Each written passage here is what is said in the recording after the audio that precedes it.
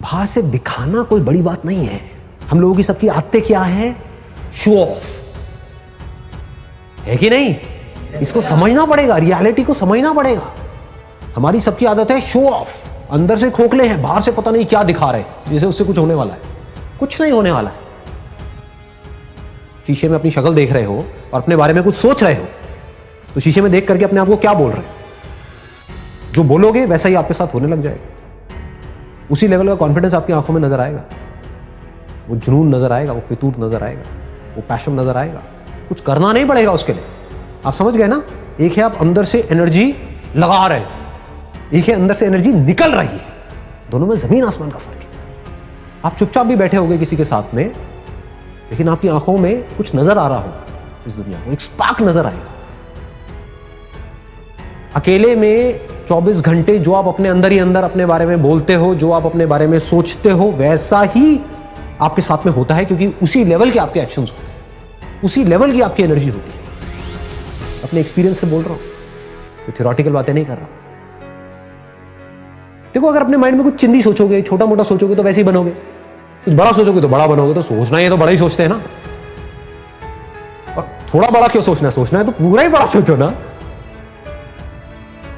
मतलब मेरे अंदर कुछ हिडन पावर्स हैं जो हो सकता है अभी मुझे खुद को भी पता नहीं है, मैंने उसको डिस्कवर नहीं किया है, लेकिन है, इसमें कोई शक नहीं, क्योंकि कोई भी किसी से कम नहीं।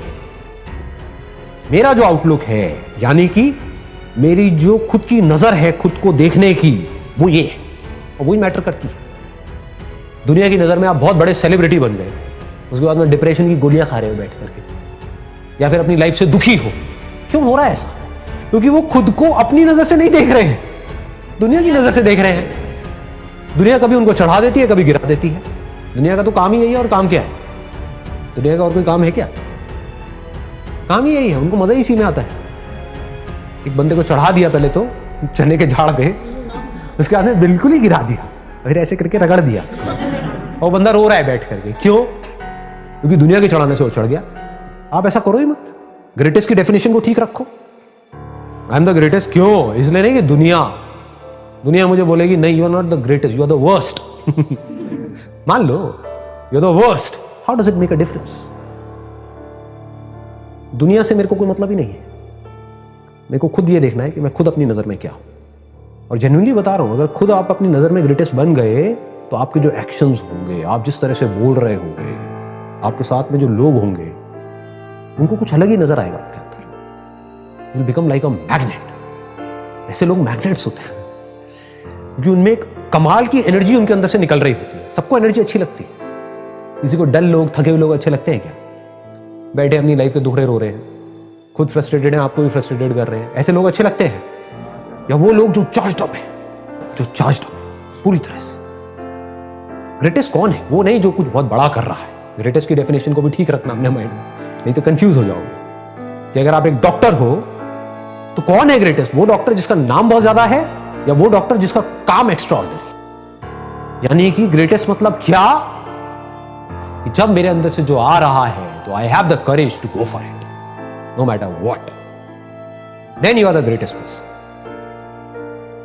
तो आपको दुनिया की कोई ताकत बांध नहीं पाएगी, कहीं पर भी आपको कोई रोक नहीं पाएगा। हर जगह पर आपके अंदर कुछ नजर आ रहा होगा। लोग, आपकी जो एनर्जी होगी वो इन्फेक्शियस हो, वो पागलों की तरह आपके साथ जुड़ना शुरू करें। मतलब क्या है कि खुश रह के काम करना चाहिए। पूरी दुनिया क्या कर रही है, कभी ध्यान से ऑब्जर्व करना। लोगों खुश होने के लिए काम कर रही है। दोनों में जमीन आसमान का फर्क है। अगर ये आपको बारीकी से मेरी ये बात समझ आ जाए ना, तो बहुत आगे जाओगे लाइफ। पूरी दुनिया क्या कर रही है? खच्चरों की तरह, जैसे गधा होता है, गधे को क्या चाहिए होता है? दिन के एंड में चारा चाहिए होता है। तो काम इसलिए नहीं कर रहा, गोल गोल इसलिए नहीं घूम रहा, उसको रस्सी से बांधा हुआ है, डंडे भी पड़ रहे हैं, सब कुछ हो रहा है, इसलिए नहीं कि मेरे को मजा आ रहा है वो बोझा ढो करके, इसलिए कि मेरे को दिन के एंड में चारा मिले, और अगर मैं अच्छे से काम करूंगा तो मुझे गधी भी मिलेगी। फिर मेरे छोटे छोटे गधे गधी होंगे, फिर उनको भी मैं इसी काम में लगा दूंगा। ये दुनिया की हालत है। जबकि एक्चुअल में लाइफ क्या है? हम कोई गधे थोड़ी हैं, हम इंसान हैं। तो हमारे पास में चॉइस है, उस चॉइस को यूज करना चाहिए। तो चॉइस को यूज करने का तरीका क्या है? जो भी काम करो, छोटे से छोटा, बड़े से बड़ा, इसलिए मत करो कि ये काम करके मुझे ये मिलेगा और फिर मैं खुश होऊंगा ना। काम ही करो खुश होकर, मतलब खुश रहो हमेशा और अपनी खुशी को उस काम के थ्रू एक्सप्रेस करो। फिर आप जो भी काम करोगे उसमें प्यार होगा, उस काम के ऊपर आपकी खुशी की छाप होगी, उस काम में एक नशा हो, कुछ मजा होगा, मस्ती हो। जैसे होता है ना, कुछ सिंगर्स होते हैं उनकी आवाज में एक अलग ही मजा होता है, नशा होता है, आपको कहीं और ही ले जाते हैं। यू ट्रांसेंड का मतलब होता है कि आप कहीं और ही चले गए, किसी और ही दुनिया में चले गए, सब भूल गए, अपने सारे दुख भूल गए कुछ देर के लिए, जब तक उसका गाना सुन रहे हैं, उसकी आवाज़ सुन रहे हैं। तो आपकी आवाज़ में, आपके काम में, आपके एक्शंस में, आपकी आंखों में कुछ होगा। एक है आप खुश होने के लिए काम करो, एक है खुश रहो और अपनी उस खुशी को एक्सप्रेस करने के लिए काम करो। दोनों में जमीन आसमान का है। तो आपको ये दूसरे ऑप्शन को पकड़ करके रखना है। अगर इसको समझ पाओ तो बड़ा मजा आएगा, लाइफ में वैसे भी बहुत आगे तक जाओ।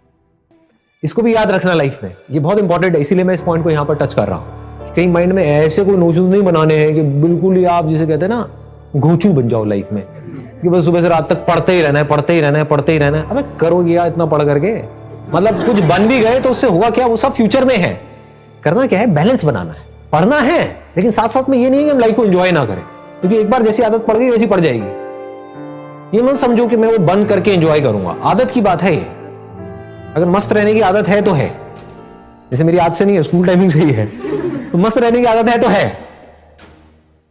अब इससे आपको जवाब मिल जाएगा कि लाइफ में बैलेंस कैसे बनाते हैं। बैलेंस का मतलब लोग ये समझते हैं कि हमेशा हम खुश रहें, हमेशा पॉजिटिव रहें। नहीं जी, रो रहे हो तो खुल के रोना है, ठीक है। दुखी हो रहे हो तो पूरी तरह से होना है, हंस रहे हो तो खुल के हंसना है, जी रहे हो तो खुल के जीना है। मतलब कि लाइफ बहती रहती है, बहती हुई नदी की जैसी है जिंदगी बच्चों की, और बड़ों की कैसी है ज्यादातर, हाँ नॉट एवरीबॉडी, क्योंकि मैं भी बड़ा ही हूं ज्यादातर स्टैग्नेंट, बस अपने बिलीव्स को पकड़ करके बैठे हुए हैं, अपने आप को बदल नहीं रहे हैं टाइम के साथ साथ में। You must be always flexible, अपने अंदर के बच्चे को हमेशा जिंदा रखना है, उसको कभी मरने नहीं देना है किसी भी हालत में। और अंदर के बच्चे को जिंदा रखने का मतलब यही है कि लाइफ में कभी भी ज्यादा सीरियस नहीं होना है। अगर इस देश का आपको प्राइम मिनिस्टर भी बनना है आगे जाकर के, व्हाई नॉट, आगे जाकर के अगर आप प्राइम मिनिस्टर भी बन जाते हो, HRD मिनिस्टर भी बन जाते हो, कुछ भी बन जाते हो, लेकिन अपने अंदर के बच्चे को मत मरने देना, बस ये याद रखना। और बच्चे बन करके आप बच्चों की प्रॉब्लम सॉल्व कर रहे हो, कितना मजा आएगा। लाइफ एक गेम की जैसी है, लेकिन आप इस गेम में सीरियस हुए पड़े हो तो क्या होगा, आप सही डिसीजंस ले ही नहीं सकते।